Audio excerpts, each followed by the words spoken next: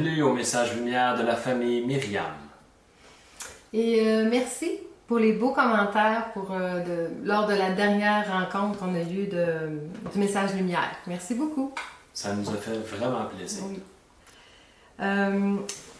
Aujourd'hui, dans l'Évangile de Matthieu, on parle des pharisiens qui veulent piéger Jésus avec une question qui semble impossible à répondre, sans se mettre dans l'embarras. Moi, j'aime beaucoup l'attitude de Jésus dans cet évangile. Les pharisiens essaient justement de le piéger. Oui ou non? Ils veulent le diriger d'un côté ou de l'autre. Est-il permis, oui ou non? Mais Jésus répond, sans se laisser influencer, par une réponse brillante, justement. Il dit tout simplement, rendez à César ce qui est à César et à Dieu ce qui est à Dieu. C'est là? Ici. Ok, merci. En signifiant de rendre à l'empereur ce qui lui appartient, Jésus déclare que c'est un acte dû à l'autorité terrestre, que le chrétien doit respecter. Alors continuons à payer nos impôts. C'est une réalité terrestre. La foi ne désengage pas des réalités temporelles, sociales ou économiques, au contraire.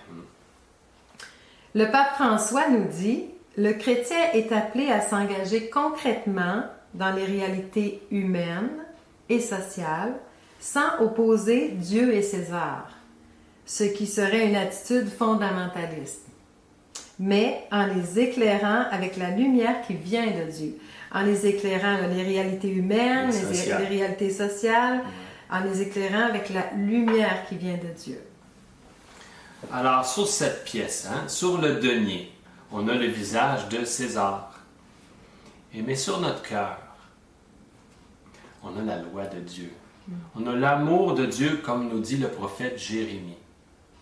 Je mettrai ma loi au fond de leur être et je l'écrirai sur leur cœur.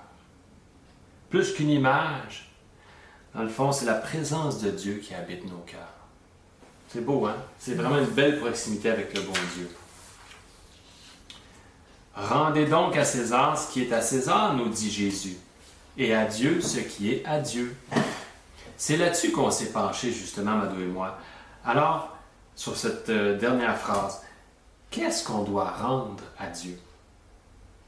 Peut-être avez-vous déjà des réponses. De notre côté, on a trouvé 3 pistes de réponses pour nous éclairer. La première. C'est lui faire confiance. J'ai pris un exemple dans le livre de Victor Sion. De Victor Sion. C'est Le réalisme spirituel de Thérèse de Lisieux. Un vieux livre. Toujours d'actualité. Oui, à la page 101. Alors, c'est la petite Thérèse qui parle. Reste au sœur. Jésus est là, dans le tabernacle, exprès pour toi seul. Il brûle du désir d'entrer dans ton cœur.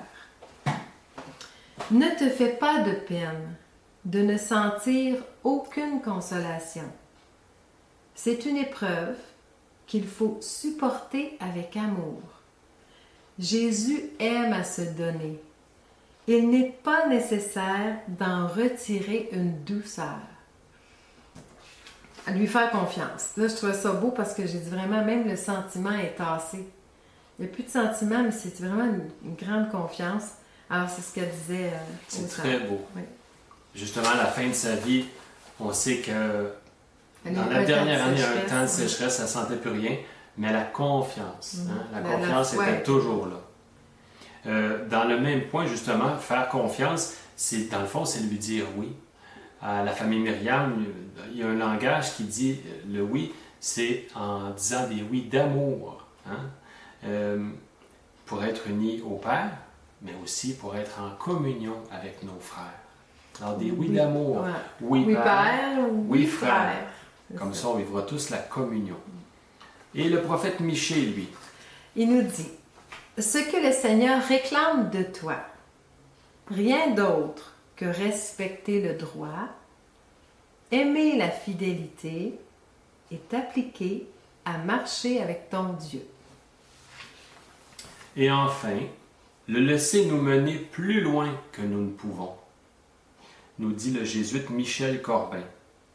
C'est une affaire d'attention à notre ciel intérieur. C'est une affaire aussi de gratitude pour tout ce que nous avons reçu. C'est une affaire de louange pour ce que le Père des miséricordes nous réserve en Jésus d'encore plus beau. Alors à nous de découvrir ce encore plus beau aujourd'hui. C'est tellement réel, hein? C'est tellement réel que nous pouvons le remercier d'avance de toutes les grâces que nous recevrons justement aujourd'hui. Prenons un beau temps avec Jésus en adoration. Merci, à la prochaine. Au revoir. Jésus.